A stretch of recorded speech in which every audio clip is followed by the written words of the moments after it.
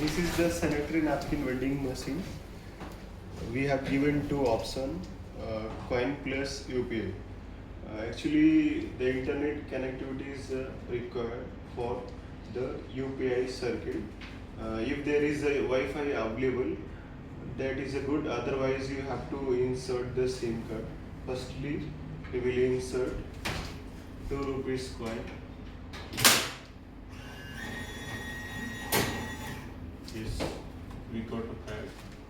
Now we are making payment with the UPI. See, we are scanning to this QR code. Automatic 2 rupees is generated here.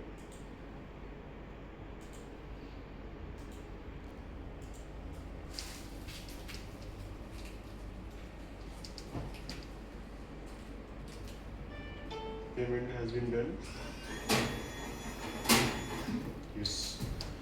We got a plate from here. Okay, thank you so much.